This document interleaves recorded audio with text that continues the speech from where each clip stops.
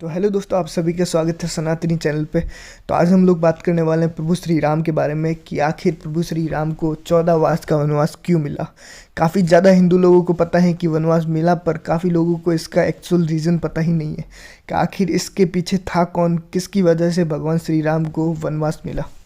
आप में से काफ़ी लोग मानते होंगे कि उनके पिता की वजह से, या फिर काफ़ी लोग कैकेयी को दोष देते होंगे, पर असल में उसके पीछे रीज़न कोई और ही था। कौन था वो रीज़न और किस कारण प्रभु श्री राम को 14 वर्ष का वनवास मिला और सिर्फ उनको ही क्यों मिला, चारों भाइयों में से।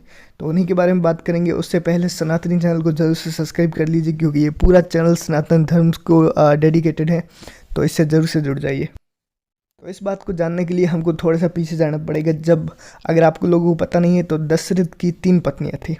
एक थी प्रभु श्री राम की माता, दूसरी थी भरत की माता और तीसरी थी लक्ष्मण और शत्रुघ्न की माता। तो ये बात शुरू होती है जब दशरथ जी कैकेयी से विवाह करते हैं। तब कैकेयी के पिताजी उन्हें उनसे एक वचन मांगते हैं कि अगर तुम्हें मेरी पुत्री से विवाह करना है तो तुम्हें एक वचन देना होगा। वो ये होगा कि जो कैकेयी का पुत्र होगा उसी को तुम राजा बनाओगे।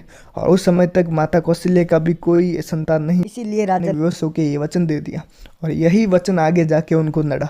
हालांकि जब सबके पुत्र हुए, आपको पता होगा कि यज्ञ हुआ था जिसे के बाद सभी के पुत्र हुए। तो जब सारे पुत्र हुए तब कैकेयी के मन में बिल्कुल भी नहीं था कि मेरा पुत्र ही राजा बने, बल्कि वो राम को भी बहुत ज़्यादा प्रेम करती थी। असल में भरत से भी ज़्यादा प्रेम करती थी।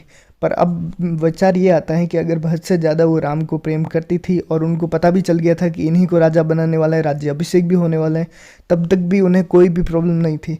फिर अचानक से उन्हें ऐसी क्या तकलीफ हुई जिसके कारण उन्होंने सीधा वनवास मांगा। तो इसके लिए भी थोड़ा सा पीछे अगर हम लोग जाएं तो आपको पता नहीं होगा, तो मैं बता दूं कि कैकेयी जो है युद्ध कला में भी बहुत निपुण थी। और एक युद्ध के दौरान वो राजा दशरथ की जान बचाती है, जिसी से खुश होकर राजा दशरथ उन्हें 2 वरदान मांगने का वचन देते हैं। तो उस समय कैकेयी जी कोई भी वरदान नहीं मांगती और बोलती है जब मुझे ज़रूरत होगी तब मैं मांग लूँगी। तो इसी सिलसिले में जब उसे राजा बनाया जाता है, उसी टाइम जो कैकेयी के पिताजी होती है उनकी तबीयत गड़बड़ हो रही होती है। तो जब वहाँ पर जाती है तो वहाँ पर उन्हें एक दासी मिलती है। दासी का नाम मुझे क्लियर नहीं है, पर वो दासी बहुत खतरनाक होती है। जो ये पूरा जो राम को वनवास मिलने का कारण था, ये यहीं से शुरू हुआ। तो उस समय उन्होंने कहा कि आपका पुत्र क्यों नहीं बन रहा राजा, जबकि वचन दिया गया था। तो बोलती है, तब एक बार को कैकेयी काफ़ी भड़क जाती है उस पर फिर उन्हें भी थोड़ा सा बार बार बताने पे वो भी उनके बहकावे में आ जाती है और कहती है कि तुम जाओ, बोलो कि मेरे पिता के वचन की पूर्ति करो। तो जब वो जाती हैं, बोलती हैं राजा दशरथ को, तो राजा दशरथ बिल्कुल गुस्से से फूट जाते हैं कि तुम क्या बोल रही हो, इतने समय तक तो तुम्हें कोई आपत्ति नहीं, अचानक से आपत्ति हो रही है। तब कैकेयी जी जल अन्न त्याग करके एक अलग से महल में जाके रहने लगती है। जब काफ़ी समय तक वो नहीं आती राजभवन में, तब ज़बरदस्ती दशरथ जी पहुँच जाए और तब वो उन्हें 2 वचन याद दिलाती हैं कि आपने मुझे 2 वचन मांगने को कहा था, मैं 2 वचन मांगती हूँ। पहला, मेरे पुत्र को राज्याभिषेक हो और उसे ही राजा बनाया जाए। दूसरा, राम को 14 वर्ष का वनवास हो। ये सुन के दशरथ जी बहुत दुखी हुए, पर उन्हें जब याद आया कि रघुकुल रीत सदा चली जाए, प्राण जाए पर वचन ना जाए, तो इसी वचन की पूर्ति करते हुए उन्होंने राम को आदेश दिया। और राम ने बिना एक भी सवाल किए तुरंत एक आदेश पर जंगल की तरफ निकल गए। उनके साथ में माता सीता और भाई लक्ष्मण भी गए, जो कि आपको ऑलरेडी पता है उसके बाद का स्टोरी।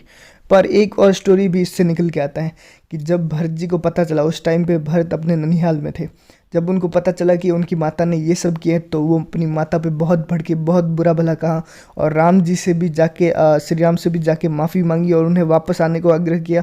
ये सब भी एक अलग स्टोरी है। अगर इसके बारे में आप लोग जानना चाहते हो तो कमेंट जरूर से कीजिएगा, नेक्स्ट यही वीडियो बनाएंगे। बाकी अगर आप लोग चैनल पर पहली बार आए तो जैसे कि मैंने बताया शुरू में भी, ये चैनल पूरा सनातन धर्म को रिलेटेड है, तो इससे ज़रूर से जुड़ जाइए। चलिए मिलते हैं अगली वीडियो में। जय श्री राम।